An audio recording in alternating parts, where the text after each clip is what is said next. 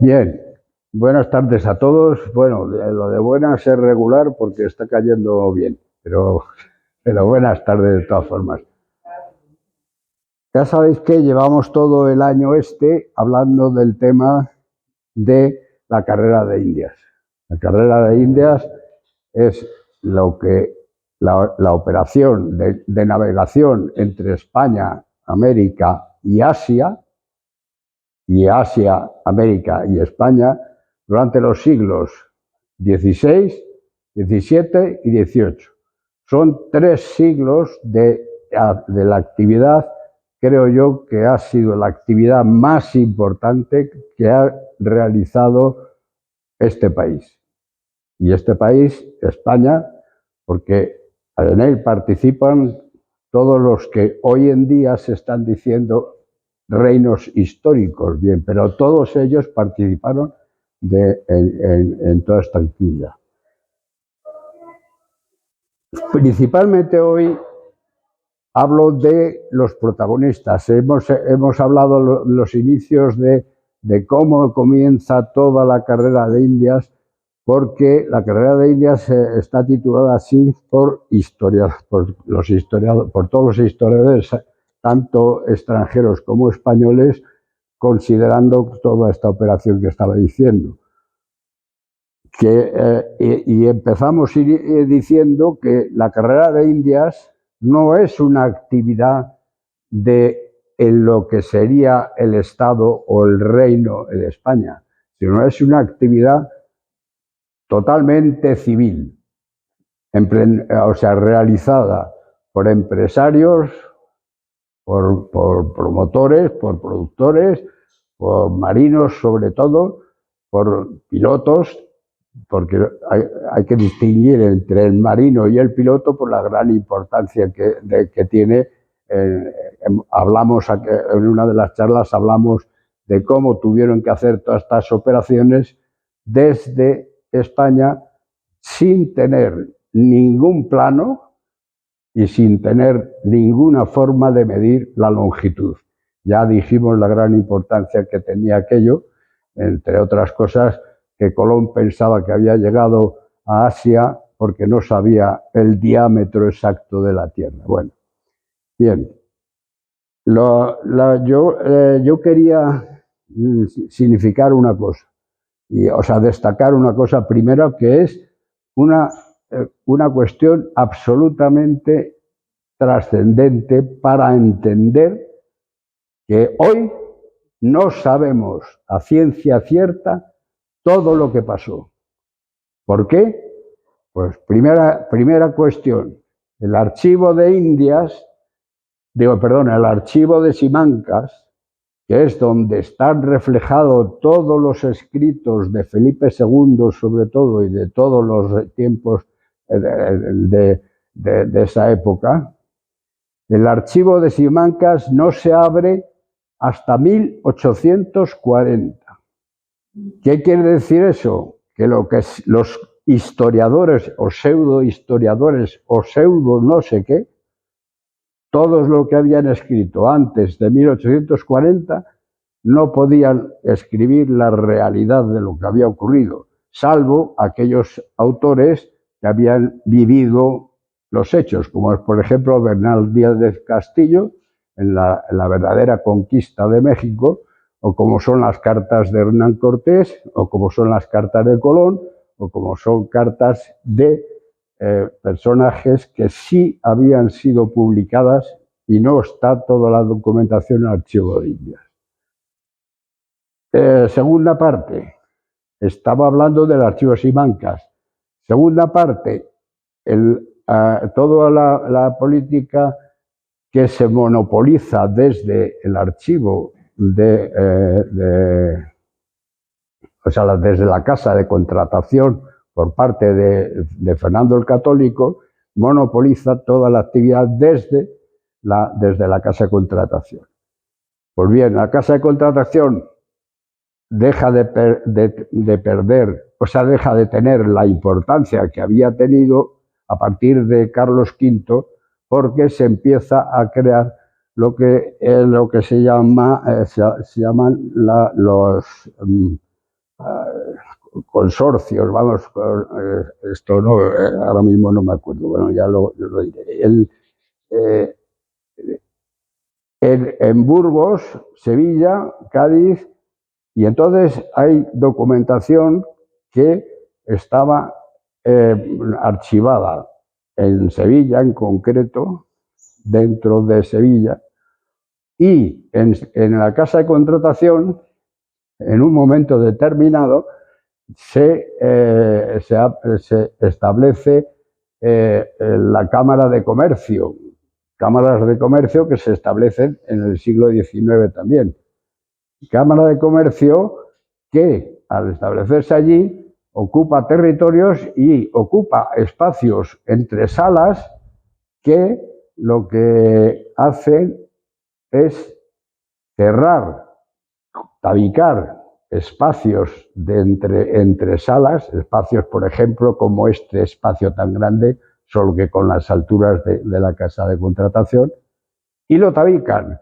Y resulta que dentro de esos espacios estaba lleno de documentación que no se había abierto nunca, nunca, hasta 1980 y algo.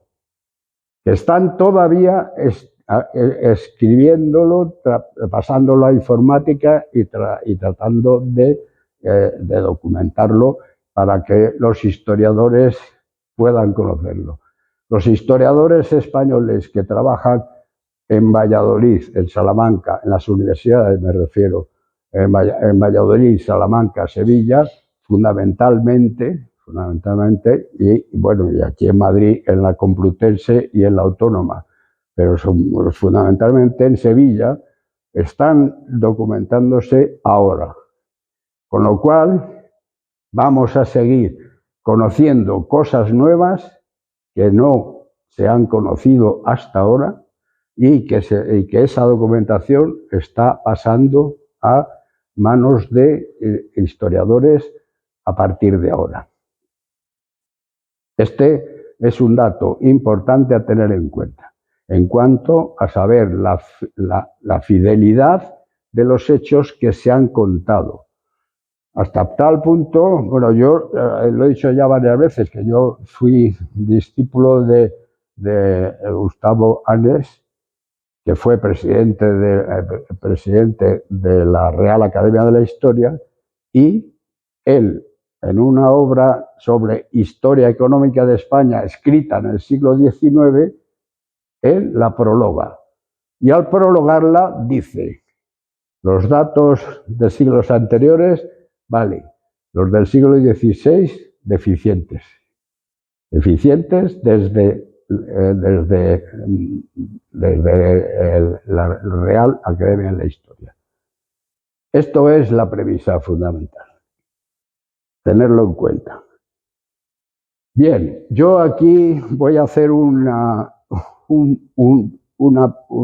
introducción o una casación entre lo que es unas teorías filosóficas y unas teorías históricas, para poder entender la actividad del género humano y para poder entender las actividades de esos protagonistas de los que vamos a hablar. Fijaros que arriba empiezo hablando de la evolución natural y evolución de las culturas. Parece ser que esto ya es una teoría que está bastante desarrollada. Se sabe que el mundo ha ido evolucionando naturalmente o biológicamente, por así decirlo, pero la cultura también ha ido evolucionando a lo largo de los tiempos. Y esto no naturalmente, sino por la actividad de los hombres.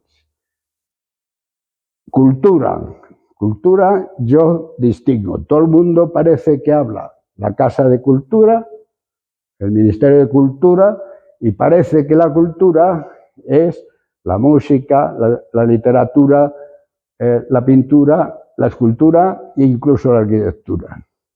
Eso no es cultura, eso es arte. Es parte de la cultura, el arte es una parte de la cultura, pero la cultura está definida, y yo aquí la voy a usar en esos términos, diciendo que cultura es toda la actividad humana y los medios que utiliza para resolver sus necesidades y sus problemas. Cultura es el instrumento que usa el hombre para resolver sus necesidades, sus problemas y sus ambiciones, vamos a decirlo así. Y eso es cultura. Y con este concepto parto. Bien, pues para saber cómo evoluciona el mundo, lo primero que hay que saber es de qué está compuesto el mundo. Y el mundo está compuesto de tres. Yo lo he definido ahí en tres partes. Primero, los seres individuales y sociales y colectivos, o sea, individualmente y colectivamente, actuando, viviendo. ¿En qué? En un mundo que pongo mundo real. El mundo real no lo conoce el hombre. No lo conoce porque hay parte del mundo que no lo puede conocer. ¿Por qué? Estamos viviendo en un mundo imaginario. ¿Imaginario por qué? Pues porque las deficiencias de conocimiento que tenemos los hombres nos impiden ver o conocer ese mundo real. Si encima nos vamos a hablar de lo trascendente, aquello que el hombre nunca va a poder conocer, que es lo trascendente, yo hablaría de lo divino tal como lo dice en la propia Biblia. O sea, no podréis saber cómo soy. Y por eso se llama Yahvé. Soy el que soy y no me conoceréis. En la tierra, no. No sabemos después. Con lo cual, ¿qué es lo que hace el hombre? El hombre, con sus deficiencias, lo primero que hace es crear conceptos de mundo, interpretar el mundo según sus condiciones fisiológicas, sus condiciones ideológicas y sus condiciones de deficiencia histórica del pasado. Luego, los hombres están viviendo estamos hablando de ese mundo imaginario, o podéis decirlo de cuento o de invento, o de lo que queramos. Partiendo de ahí, llegamos a qué? A que, primero, los hombres dentro de esos tres conceptos tienen unas necesidades. Necesidades que yo he puesto naturales o biológicas, por su propio ser natural en función de la ciencia de la naturaleza, y otras necesidades que son aquello que el hombre quiere conseguir, podríamos decir sus objetivos, sus deseos, sus caprichos. Y esas necesidades las tiene el hombre y dividirlas en dos, tenerlas bien en cuenta. Y entonces, para conocer aquello y vivir dentro de ese mundo, ¿qué es lo que hace? Pues hacer juicios, proposiciones, y aquí estoy tomando teorías de Kant, que es el que ha avanzado mucho más en lo que es teoría del conocimiento. Y tenemos dos tipos de conocimiento. Uno, el conocimiento, lo que se llama el conocimiento vulgar, y otro, el conocimiento científico. Y aquí hay donde empezamos a vamos a rechinar, porque el conocimiento vulgar es aquello que nosotros podemos observar con nuestros sentidos y aquello que nosotros podemos desarrollar con nuestra capacidad intelectiva. pero solamente hasta ahí, porque llega al conocimiento científico, y entonces cuando hablamos del conocimiento científico, dice Kant, científico es aquello que es necesario y universal. Y entonces el hombre, por sí solo, le es muy difícil llegar a ese conocimiento de necesario y universal. Pero bien, en cualquier caso, hay un tipo de conocimiento que está utilizando el hombre con unas necesidades. Y entonces también dice Kant, dice, desde el momento en que el hombre empieza a buscar por el conocimiento, automáticamente es ¿para qué? Para acciones, para hacer cosas. Y es sí lo importante en el hombre aquello que hace. La actividad del hombre se conoce por sus hechos, por lo que uno hace. Hay otras cuestiones que salen fuera de este tipo de conocimiento porque hemos dicho que no llegamos a conocer el tema trascendente que hablamos. Pero en la vida de diario, pues lo que importante del hombre es saber qué es lo que hace. El hombre es bueno, es malo, es regular, según qué hace. No según qué dice, no según qué escribe, no según qué opina. Opinar todavía es peor, porque si nos vamos a los griegos, doxa, que es la palabra que utilizan los griegos, es para decir opinión. Y la opinión es siempre falsa, según los griegos. Luego las opiniones no nos valen. Que si yo quiero juzgar a los hombres, tengo que juzgarlos por aquello que ellos hacen. Y son las acciones. Y entonces al llegar a las acciones nos encontramos con dos tipos de acciones, que son aquellas que ya llamo yo estáticas, que son las basadas en las simples sensaciones que sientes. Pues, cuando sientes calor retiras la mano, cuando sientes frío enciendes la calefacción, cuando tienes hambre comes, etcétera, etcétera. Y por un lado eso, pero también son sensaciones estáticas, aquellas en las que se basan en la experiencia pasada. Y el hombre hace, muchas veces toda su vida está haciendo, está actuando en función de la experiencia que conoce, del pasado. Se hace solo aquello que se viene haciendo desde siempre y no modifica la cultura o forma de resolver las necesidades. Fijaros que ya está el cumplimiento de las acciones estáticas habrían parado la evolución cultural. Y entonces pasaríamos al otro recuadro último, es que el hombre, y eso también es teoría de Kant, tiene unas intuiciones que le permiten pensar en el futuro, pensar en qué hacer después, sin tener suficiente conocimiento. Porque decimos que el conocimiento científico es difícil, estamos hablando con el conocimiento vulgar, que es lo que normalmente hacemos, y entonces son las intuiciones, la encontramos en la base de nuestro raciocinio de búsqueda. ¿Por qué buscamos algo?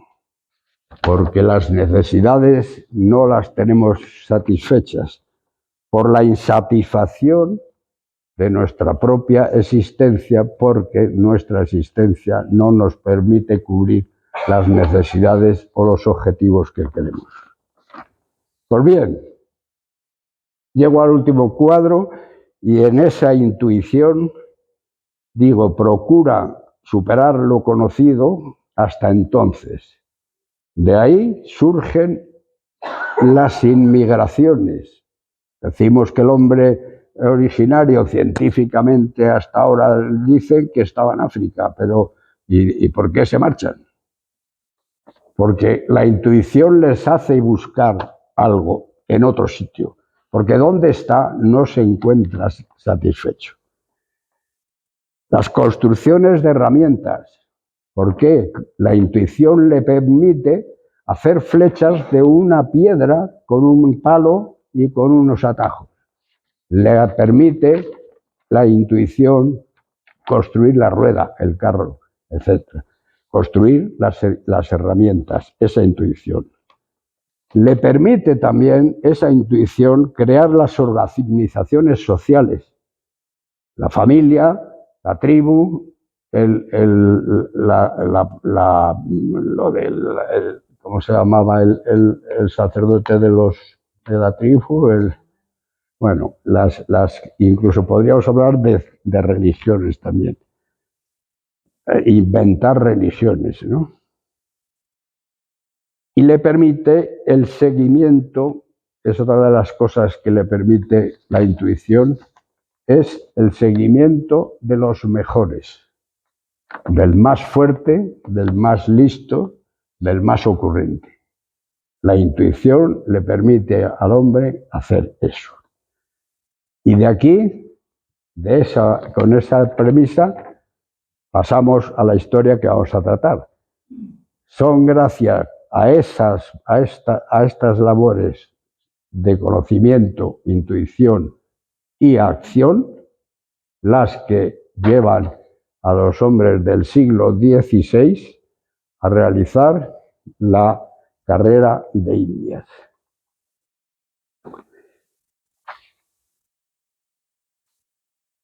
Porque va a tomar iniciativas no experimentadas antes.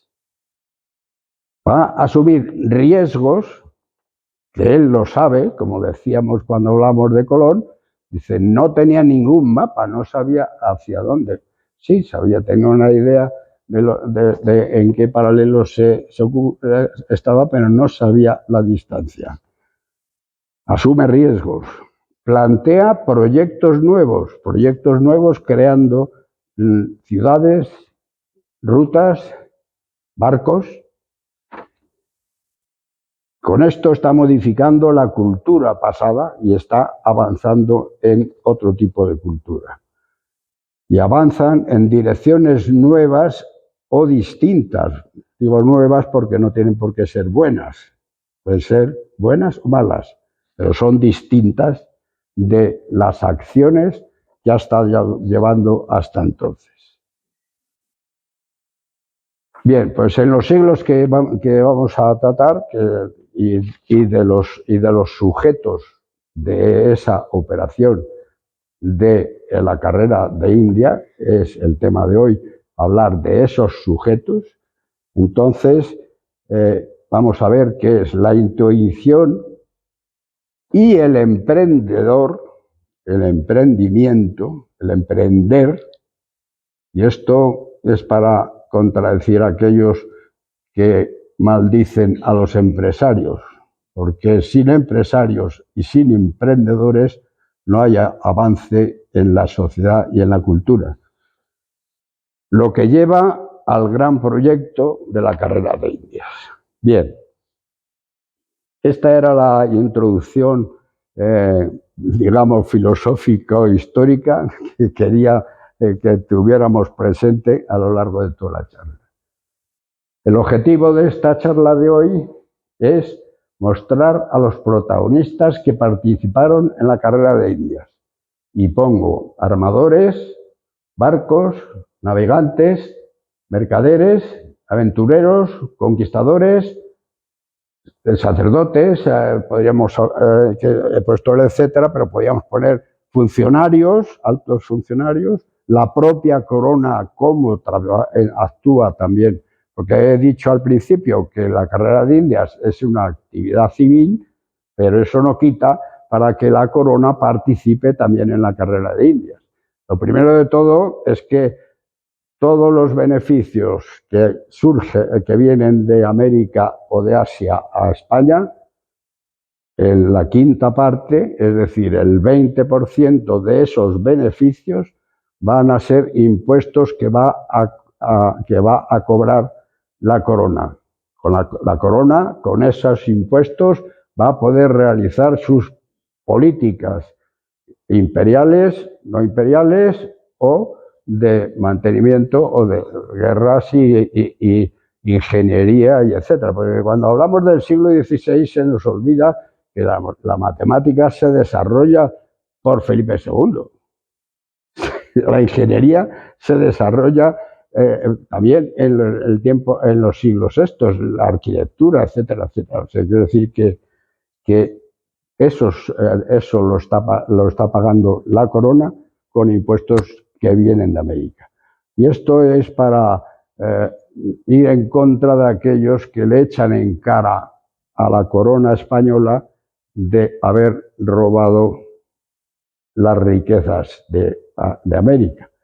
Pues es falsa esta afirmación, porque la carrera de Indias es una venta de mercancías españolas allí, con la cual va a comprar los productos de allí para traerlos aquí. Luego es un mercado. La carrera de Indias es un mercado de compradores y vendedores. Una vez compras aquí y otras veces vendes allí. Otras veces compras allí y otras veces vendes aquí. Quiero decir que es un mercado, no es un asalto, robo o como alguien habla de la carrera de Indias. Esto es importante tener en cuenta. Bien, a partir de aquí podemos ver, este es un mapa ya bastante avanzado, pues este posiblemente sea del siglo XVII, XVIII, en el que ya se ve de dónde partíamos, conocíamos este trocito. Y esta parte de Asia la conocíamos por referencias, porque conocíamos el mercadeo que existía de Asia con Europa. Por ejemplo, de la familia del Marco Polo y el padre y el tío, etc. Sabíamos que venían. Nosotros conocíamos que ahí había productos, las especies. Las especies eran unos productos que eran absolutamente necesarios en Europa. ¿Necesarios por qué? Porque para la conservación de los alimentos. Fundamentalmente para la conservación de los alimentos. Este mercado de lo que he dicho de las especias era muy importante. Con el corte de esa comunicación por medio del Imperio Otomano, por los turcos, dejamos de poder comprar nada de Asia. Y entonces es cuando empezamos a descubrir nuevas oportunidades. Tenemos imaginación, inventiva, iniciativa para hacer algo más. Bueno, estos son dos libros que he utilizado bastantes más. Al final de toda la charla tengo toda la bibliografía que he estado utilizando. Pero este es bastante, que es aquel de allí, el de las flotas de Indias, bastante asequible y bastante explicativo, y un profesor de la Universidad de Madrid. Y el otro es la financiación de la carrera de Indias, que es un trabajo que hizo el profesor Antonio Miguel Bernal de Sevilla, buscando en los archivos esos que estábamos diciendo de la casa de contratación. Y ahí hace un estudio de todos estos 3 siglos, sacando todos los contratos. ¿Por qué es importante todos los contratos? Porque según las leyes que Fernando el Católico había impuesto en el momento del descubrimiento de América, obligaba a que todo lo que se hiciera a través con el exterior fuera registrado. Cada contrato tenía que ser registrado. para poder ser autorizado. Y empezó en la casa de contratación. Entonces, ahí sabe quiénes eran los barcos, el peso de los barcos, el valor de los barcos, qué mercancías llevaba, quiénes eran las tripulaciones, quiénes eran los pilotos, etcétera, etcétera, y los valores de todo ese mercado. Por eso es importante que tengan en cuenta cuáles son las fuentes de investigación. Interesa saber la fiabilidad de los datos con objeto de conocer el comercio. La estructura, ahí en esa fiabilidad nos interesa conocer la estructura del capital comercial, quién era el financiero que pagaba la compra, la fabricación del barco, a los marineros, los fletes, etc. Interesaba a las instituciones de su ámbito y sus protagonistas. También salen todos los protagonistas, los importantes, de cada operación. Las estructuras de sus relaciones entre la producción, la sociedad y el poder. Es importante conocer esto.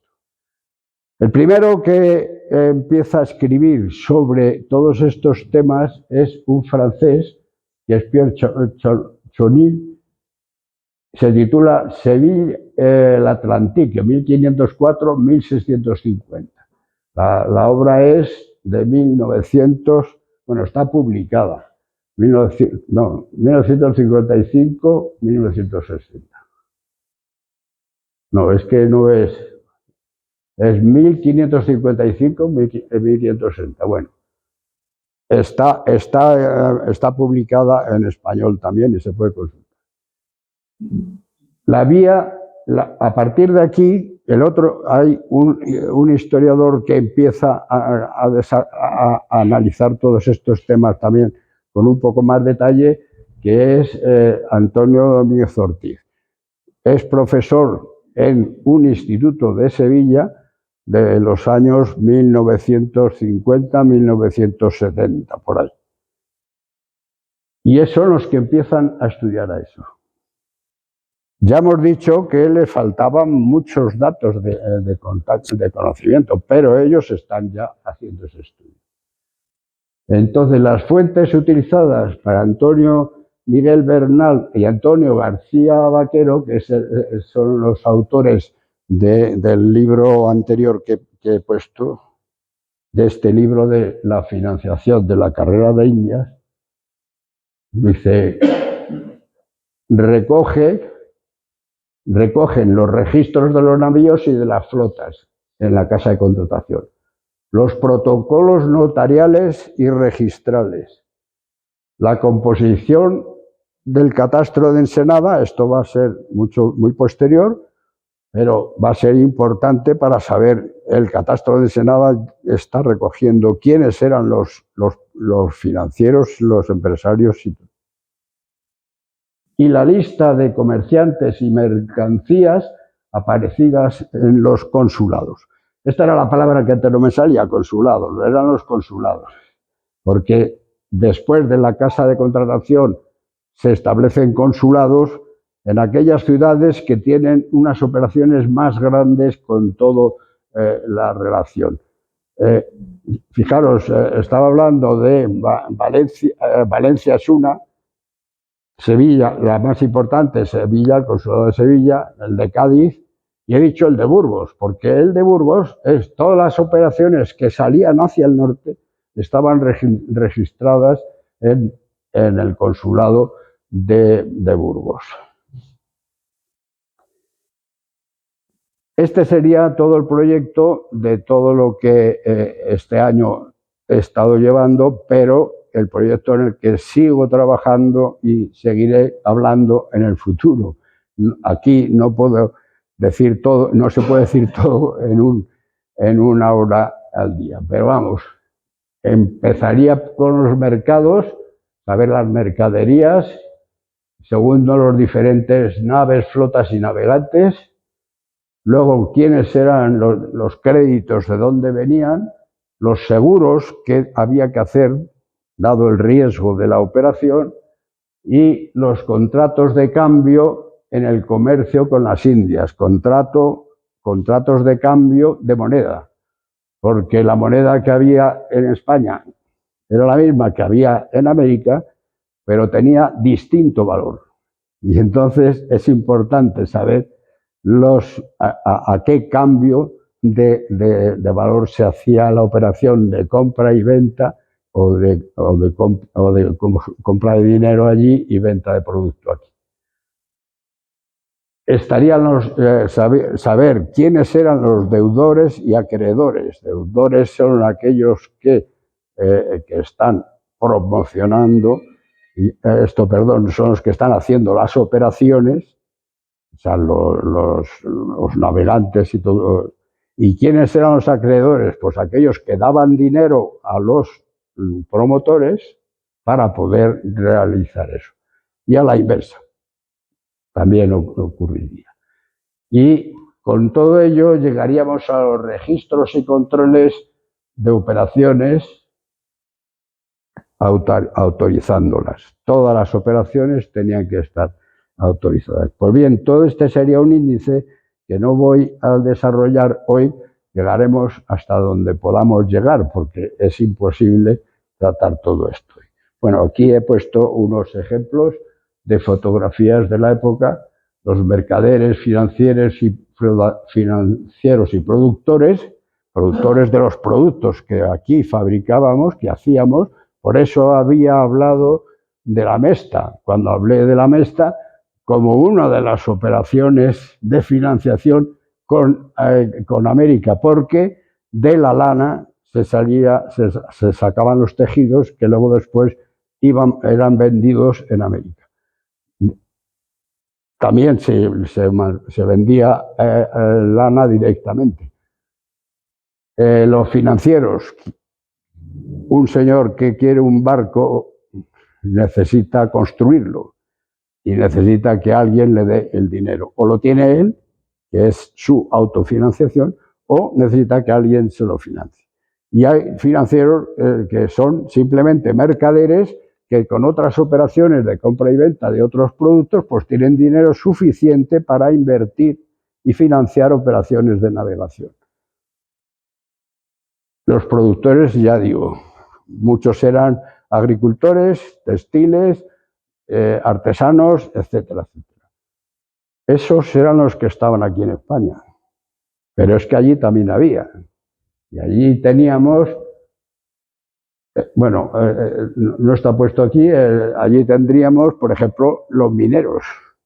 Y los mineros que había aquí en España también, sacando de las minas de Almadén para llevar a América y poder sacar la plata. O sea, que los mineros estarían dentro de los productores. Y en la parte naviera, pues, ¿qué teníamos? Primero, el armador, que es el fabricante o el constructor del barco.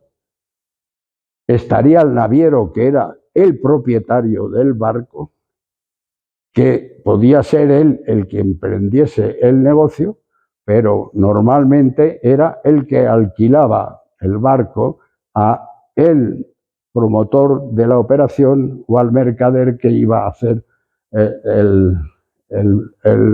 la operación en América. Y tendríamos los marineros, pues con todas las órdenes desde el almirante, capitán, piloto y marinos, y bueno, y hasta los grumetes hablarían. Y esa es una fotografía de la casa de contratación en Sevilla que se puede ver perfectamente porque es visitable. También están ahí todos los archivos que se quieran poder reconocer mediante la licencia correspondiente para poder ser investigador y ser autorizado para consultarlo. La primera operación es mercado entre penínsulas y las Indias. Y entonces pongo mercaderías exportadas a las nuevas tierras fundamentalmente agrícolas, manufacturas, mineras y nacionales, que podían ser nacionales o extranjeras, porque podían ser productos que nosotros aquí producíamos o productos que nosotros comprábamos en Europa y desde aquí se llevaban luego después allí a América. Y en cuanto a allí en América, pues tendríamos las mercaderías importadas desde América y Asia y traídas aquí en España. Y tendríamos también aquí las agrícolas, lo que allí se cultivaba, por ejemplo, la patata, manufactureras, porque allí también se hacían productos, ahora mismo no recuerdo exactamente de quién, mineras. También estamos extrayendo de las minas fundamentalmente el oro y plata, más plata que oro. Y tenemos, bueno, esos son los metales preciosos. En cuanto a los productos agrícolas, el otro día descubrí, porque yo todos los días compro café en Supercor que pone arábiga. Y yo pensé, y yo decía, no sé por qué, a ver, arábiga, si el café viene de América. Pues no, en América no había café. Donde estaba el café era en la zona fértil de Arabia. Y de ahí se llevó el café a América y allí, gracias a los sistemas de irrigación, de temperaturas y de agua, etcétera, etcétera, pues se desarrolló mejor que no, y suficientemente más que el que Arabia podía ser. Luego llamar al café arábigo es porque sus antecedentes eran de Arabia. He dicho que Sevilla se convirtió por orden de Fernando el Católico como centro del monopolio inicial del proceso.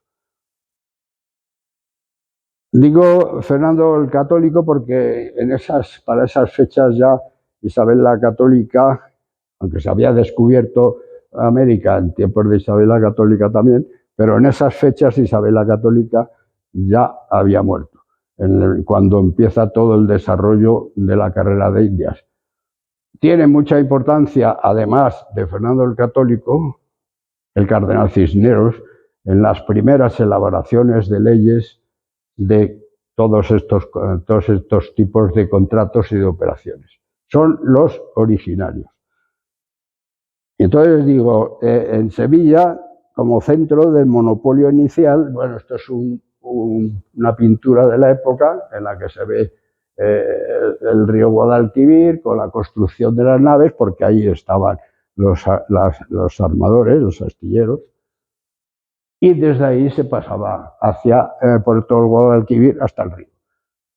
Este es otro libro que es importante a tener en cuenta y está escrito por el mismo señor que he dicho antes, Miguel Bernal, no Antonio Miguel Bernal, y es que es un libro de 3 siglos del comercio sevillano, 1598-1868. El por qué hasta el 68 es porque en 1768, es decir, 100 años antes, los Borbones habían impuesto ya la libertad del Tratado de Libre Comercio del Mar, libre comercio con los países de allí. Ya desapareció el monopolio de la carrera de Indias desde el Estado, desde el gobierno. Es lógico que estemos hablando de esa época porque esa es la época de los ilustrados y los ilustrados de Francia y las teorías que venían de Francia, de lo que habían traído los Borbones y impusieron sus leyes. De allí las impusieron aquí y nos quitaron el monopolio. Bueno, esta es una fotografía hecha este verano, que es la barrera lo que se llama la barra de Sanlúcar de Barrameda hoy. ¿Veis aquí este punto y aquí este punto? Los barcos no pueden pasar nada más que entre esos dos puntos. Y esta era la barra de Sanlúcar de Barrameda, que no va a dejar pasar a barcos grandes. Entonces ya la salida de Sevilla va a ser imposible.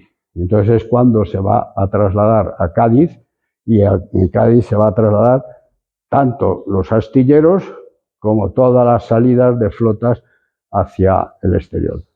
¿Por qué se había iniciado en Sevilla? Porque Sevilla era un puerto del interior al que no entraban los piratas. En Cádiz es un puerto exterior abierto y poco defensivo, y entraron los piratas 20.000 veces, sobre todo los ingleses con Drake a la cabeza. Entonces esta barra limitaba el tamaño de los barcos, porque las quillas tocaban fondo y no podían pasar. Bien, este es un ejemplo de uno de los libros en el que el Chauny, que es el que ha dicho el autor, hace una estadística con datos y de los cambios que hacen de las mercaderías, para que sepamos que se están haciendo mercaderías de allí para acá y de aquí para allá. Si veis el porcentaje con respecto a las operaciones, pues no es excesivamente grande, porque sin embargo era muy costoso todo toda la navegación misma. Y aquí entramos ya en el segundo punto, que es diferentes navegantes, naves y flotas. Bueno, entre naves parto de las carabelas, navíos, goletas, carracas. Bueno, no están en el orden correspondiente, porque lo primero de todo es que para poder salir de Sevilla tenía que ser un barco pequeño, y entonces tenía que ser una carabela, que tenían poco tamaño. En cuanto a los navegantes y flotas, pues vamos a hablar de los armadores propietarios, marineros expedicionarios, capitanes y pilotos, cosmógrafos, marinería, milicia y grumetes. O sea, más o menos es saber ir haciendo un detallado. En cuanto a por qué empezamos con los primeros navegantes, pues el primer problema que tenemos es el Tratado de Tordesillas, en el que aquí tenemos, por eso, al separar, está separado aquí el meridiano que separaba la parte que podía ir España y la parte que podía ir Portugal. Y por esto he puesto aquí a Vasco de Gama. ¿Por qué? Porque Vasco de Gama desde Portugal pues va a dar toda la vuelta y va a llegar hasta la zona esta, que es donde están las islas de las especies, aparte de comerciar con toda la India y con todo el este de África. Y ahora vengo a cuando hablamos antes de la intuición. ¿Por qué la intuición era importante en todo este proceso?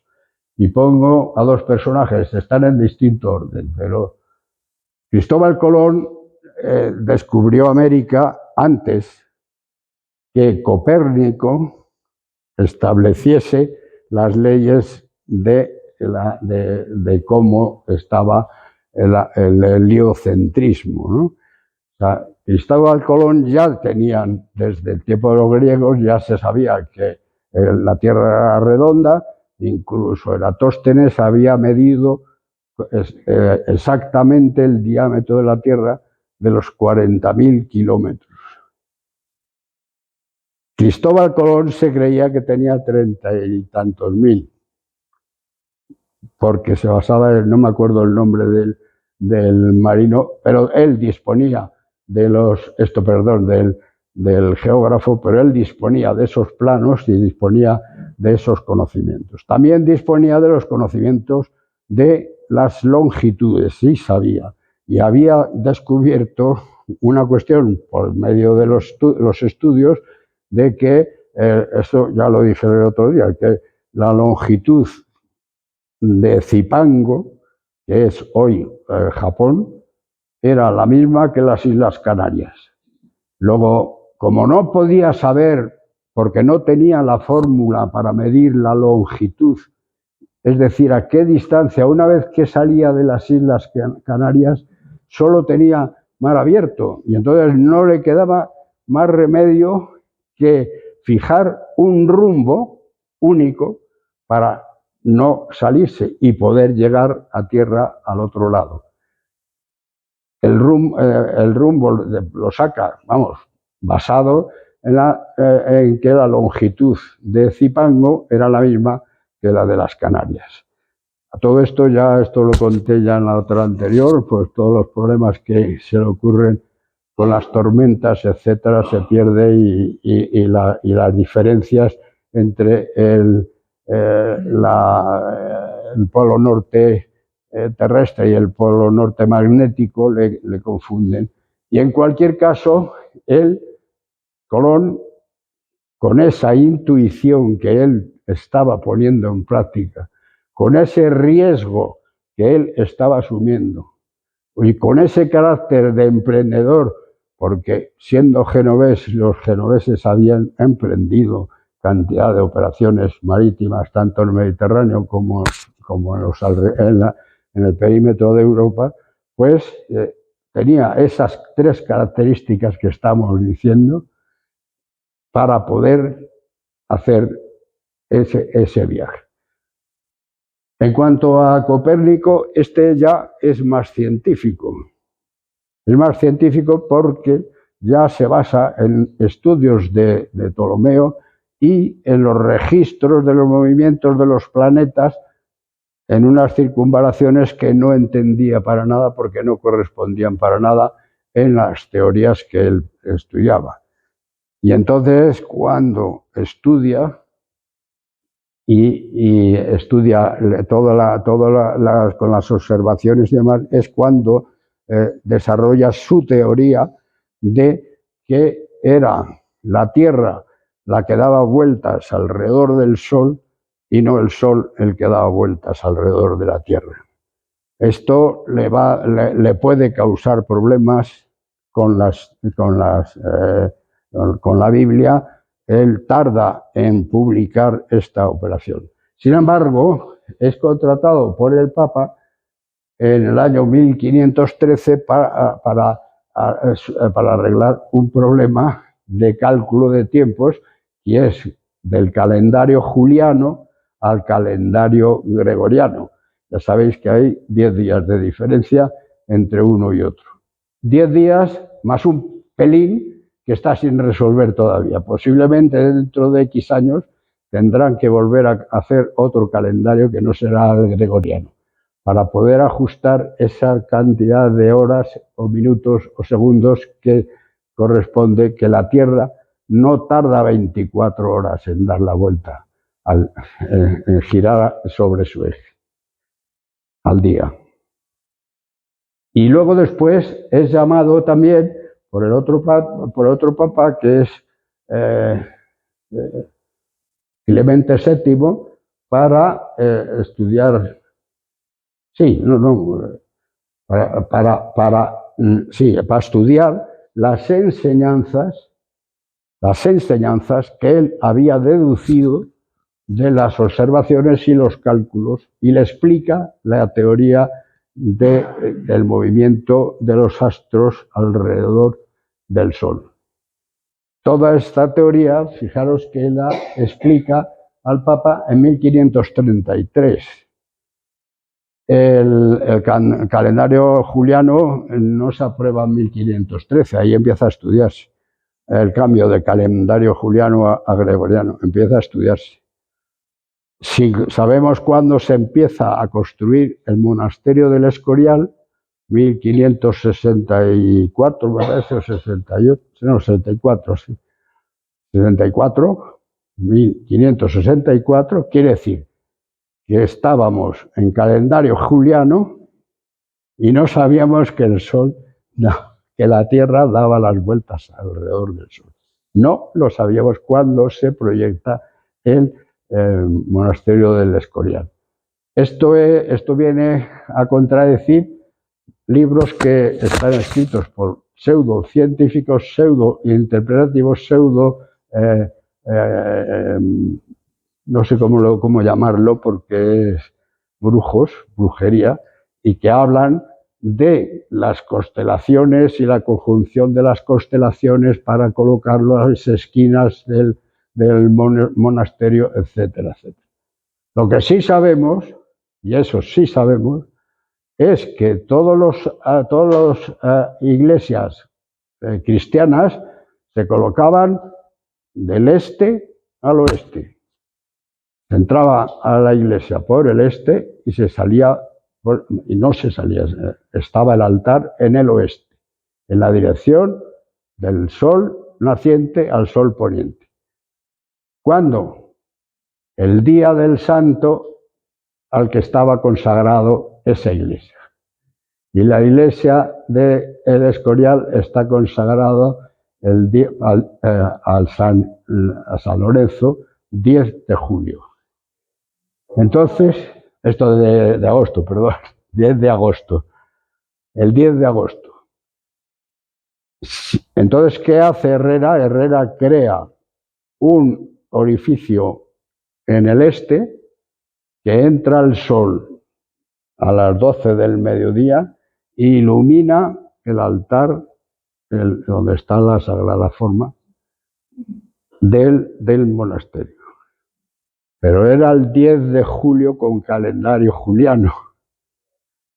Al cambiarse el calendario gregoriano, ya no se ilumina. Por eso alguien luego después ha tapado la entrada del sol y no se puede ver ese fenómeno. Pero antes se podía ver el fenómeno perfectamente de cómo el sol iluminaba el altar mayor. Bien. Otros navegantes importantes en toda esta historia son infinidad de todos los navegantes. Estoy cogiendo aquellos actos significativos en la historia de la navegación, de la correspondientes a la época. Y aquí tenemos a Magallanes y a Sebastián Elcano, a Juan Sebastián Elcano. Magallanes era portugués, pero estaba trabajando a las órdenes de la corona española. Y entonces Magallanes, siguiendo las teorías, la bula que imponía el Papa en el Tratado de Tordesillas, Magallanes no podía ir hacia el este, tenía que ir hacia el oeste. Pero él sabía, porque había ido ya con los portugueses, 3 veces había estado ya en las islas de las Especias, en Asia. Y él sabía dónde estaban y tenía hecho sus cálculos también interpretativos.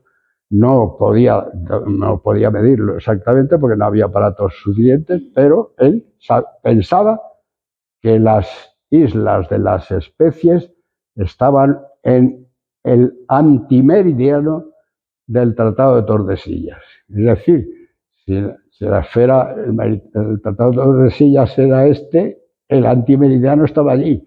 Dice, y si está aquí a este lado, eso es español, puedo ir allí. Dice, pero en vez de ir por aquí, que no me dejan, me voy por acá, que sí puedo ir. Y esta es una intuición de Magallanes que no se puede confirmar porque luego después resulta que con los tiempos posteriores las islas de las Especies caían en el territorio portugués independientemente de lo que había pensado Magallanes. Pero él hace el viaje de Magallanes y sale con cinco naves, de las cuales solo vuelve una, que es la que va a capitanear Juan Sebastián Elcano, que es por lo que le va a quedar el título aquel de tú fuiste el primero que me diste la vuelta, que me circuncidaste, no me acuerdo ahora la palabra, circuncidaste me parece que es. Circunveristime. Bien, ese es su título, porque fue el primero que llega a España.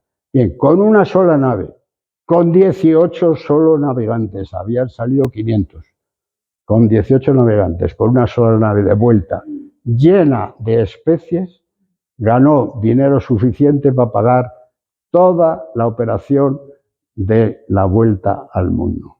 Con lo cual, la intuición económica que tenía hecha Magallanes y los marineros que iban a hacer la operación de mercaderías de especies, estaban no solo acertados, sino estaban acertadísimos. Bueno, este es el viaje, el viaje ya como más o menos el otro día ya lo hablamos, pero para saber el problema. O sea, que el problema partía de aquí, que era el meridiano, y él teóricamente, ¿veis? Aquí, él había calculado que esto estaba en el lado español. No es así, pero bueno. En cualquier caso, nos encontramos bueno, pasamos a otro de los importantes, porque ya este sí estamos hablando para la historia de España, es Vasco Núñez de Balboa, que es el que descubre, el que pasa por el istmo de Panamá y descubre el Océano Pacífico.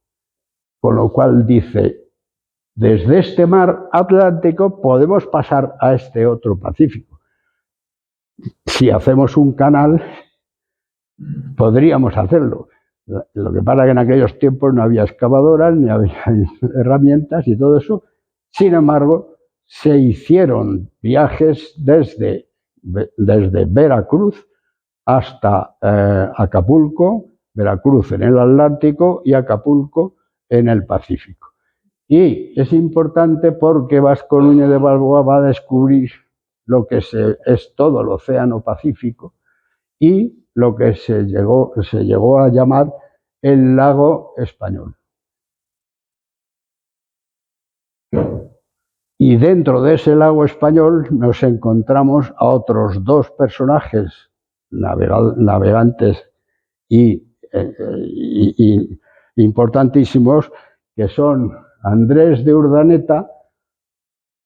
Este señor era muy ilustrado, se conocía todas las cartas de navegación que se habían hecho hasta ese momento y le permitía además hacer cálculos de movimientos de distancias de longitud para poder saber en qué sitio estábamos.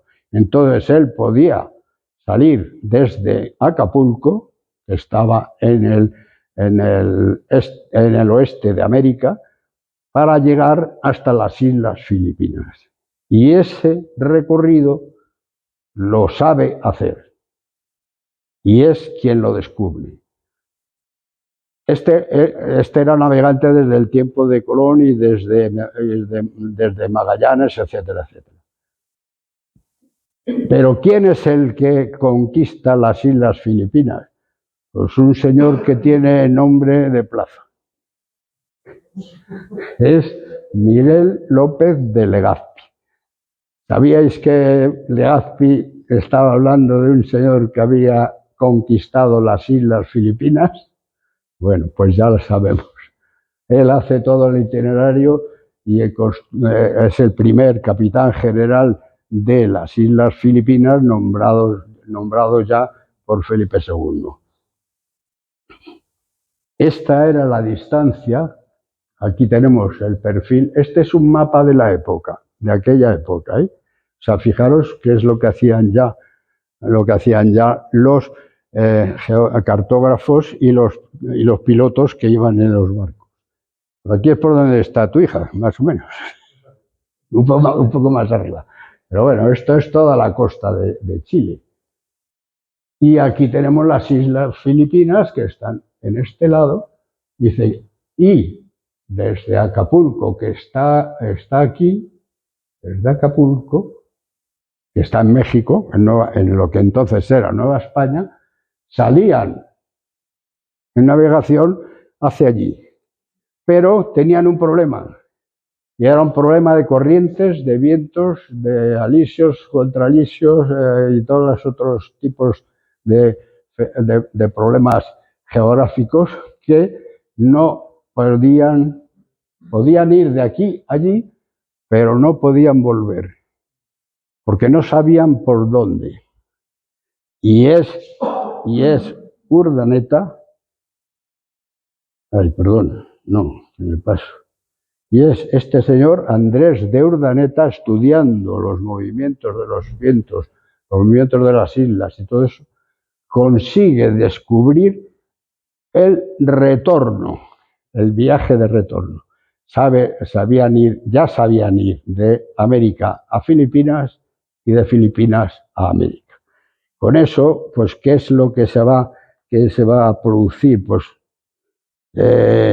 bueno, esto es como Legazpi había conquistado todas las islas. Pero dice, el dominio de las Filipinas permitirá operar en todo el Asia. En todo el Asia se refiere a Indochina, China, Japón, Filipinas y todavía está por demostrar, pero hay restos de una nave en una de las islas de Oceanía, de las islas de Oceanía próximas al otro continente. Es decir, esa se perdió la nave y no se volvió a saber nada de él. No me acuerdo el nombre de la nave, pero bueno. Y en cualquier caso, quiere decirse que con ese viaje y el tornaviaje descubierto por Urdaneta permite ir hacia un lado y hacia otro. Y eso lleva a unir las tres continentes, Asia, América y Europa. Y se hace por medio de ¿qué? El famoso galeón de Manila, que dura hasta 1898, es decir, hasta la independencia. Todas las operaciones del galeón de Manila permiten traer y llevar mercancías de Asia a América, de América a Europa y viceversa, de Europa a América, de América a Asia. Hay una navegación importantísima. Este tema del galeón de Manila, hay un autor que se nos ha ofrecido para dar una charla específica sobre esta operación y la gran importancia que va a tener el galeón de Manila para España. Bien. Ya los barcos, ¿qué hora es? Que no me he fijado. -4. Bueno, pues decíamos casi lo tenía calculado. ¿Qué es importante para hacer todo esto? Pues otro de los protagonistas van a ser estos. Los armadores, los astilleros, ¿dónde estaban? Y tenemos astilleros en el Cantábrico, Bilbao, Guipúzcoa, Santander, Asturias y Vigo. Astilleros importantísimos. ¿Por qué en esa zona? Porque la madera del norte de España, el pino vasco, se llama, era un pino mucho mejor que cualquier otra madera de otro de los sitios. Casi toda la mayoría de los barcos que van a América van a estar construidos allí.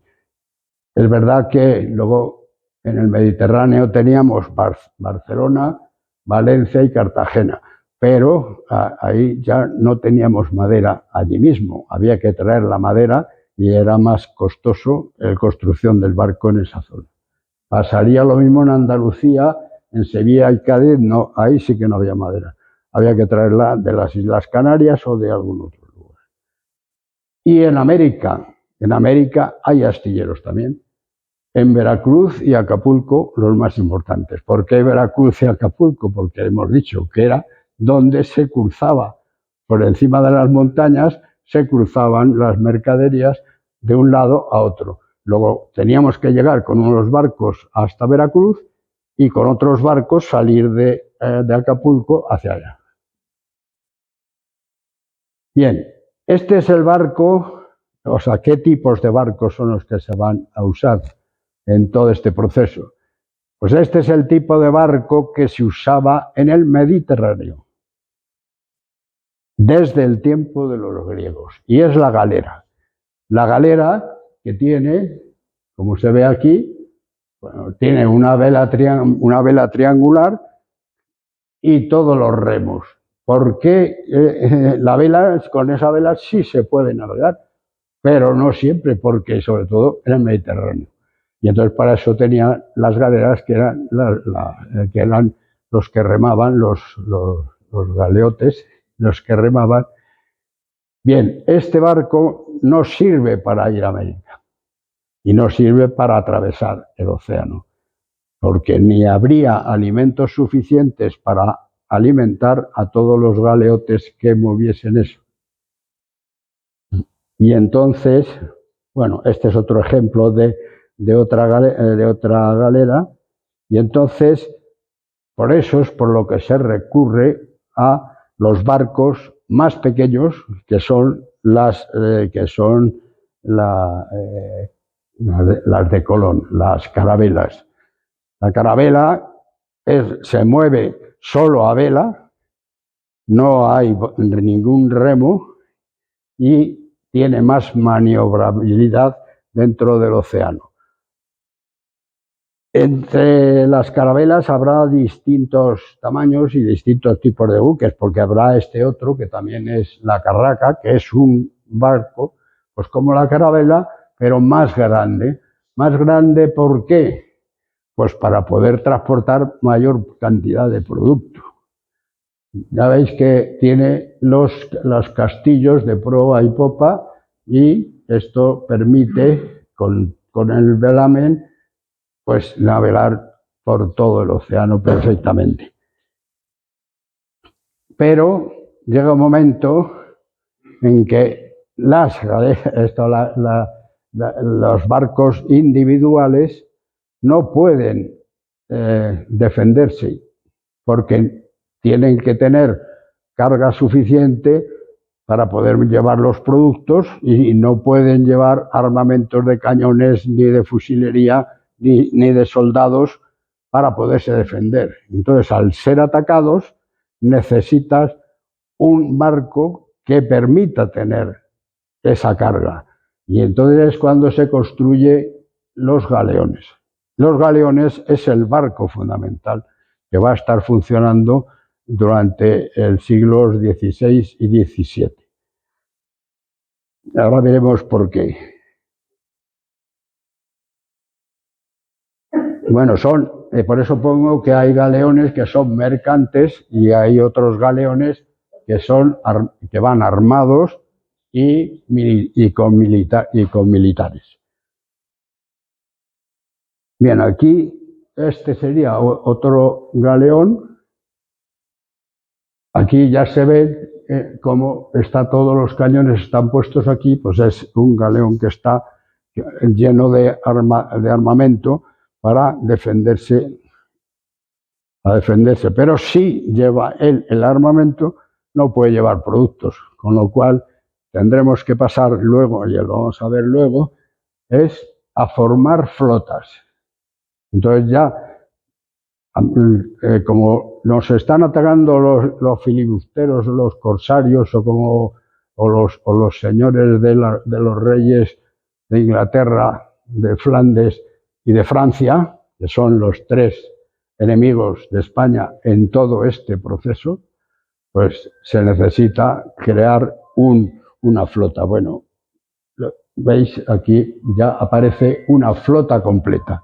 En esa flota va todos los mercantes en el centro, y en los laterales van los galeones de defensa para poder defender a las flotas. Todo eso es la navegación que se va a hacer durante este periodo. Y quiero contar un detalle nada más y ya acabo por hoy. Todos los barcos decían el número de toneladas que tenían, ¿sabéis? En todos estos lo van...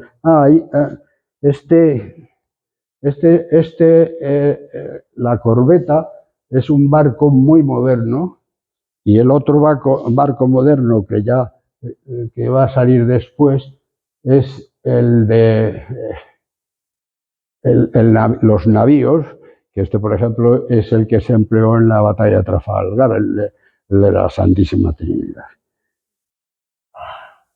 No, estaba diciendo la línea de abajo. No, todos hablan de que tenían tantas toneladas. Si el sistema métrico decimal, que habla de metro, hectómetro, decámetro, hectómetro, kilómetro y toneladas, y kilos y toneladas, es de 1800 y pico. Cuando hablan de toneladas, ellos no están hablando del peso, están hablando del número de toneles que caben en cada uno de los barcos.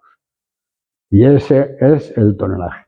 Los toneles eran que todos los productos que llevasen, pues iban llenos de trigo, o si iban llenos de patatas, o si iban llenos de oro, o si iban llenos de lo que sea, pues tenían que ir en unos compartimentos cerrados que no se moviese sobre el barco.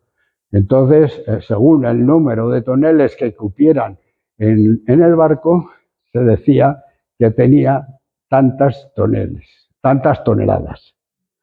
Bueno, con esto quiero terminar por hoy porque ya entraría, bueno, entraría en el otro proceso que hablaríamos de mercaderes financieros, etcétera. Muy bien, Dios. Así que...